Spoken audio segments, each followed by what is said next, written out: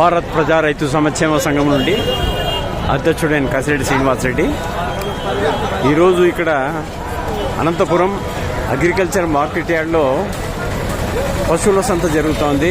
ఇక్కడ కొంతమందిని విచారిస్తే మంచి మంచి కోడలు 2 లక్షల రూపాయలు పెట్టి కూడా కటికి తీసుకుపోతున్నారు. ఇది ఈ పరిస్థితి చూస్తే కళ్ళకి నీళ్ళు వస్తాయి. మంచి మంచి కోడలు 2 లక్షలు, 1,80,000, 2 లక్షల పైన.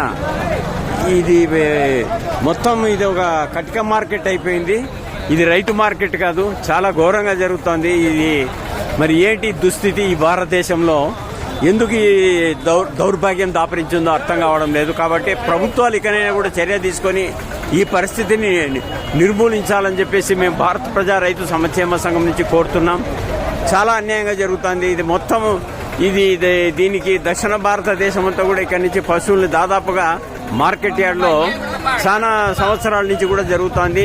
ఇది ఒక కటిక మార్కెట్ అయిపోయింది. కానీ ఇది పశువుల సంత అయితే 100% రైతులు ఉంటే 90% అంతా ఈ పశువులు కోసే వాళ్ళే కనపడతా ఉంది. కాబట్టి ప్రభుత్వాలు దీన్ని నిర్మూలించి ఈ దేశాన్ని పశు సంపదని కాపాడాలని చెప్పేసి మేము భారత ప్రజా రైతు సంక్షేమ సంఘం నుంచి ఈ కేంద్ర రాష్ట్ర ప్రభుత్వాలను కోరుతున్నాం.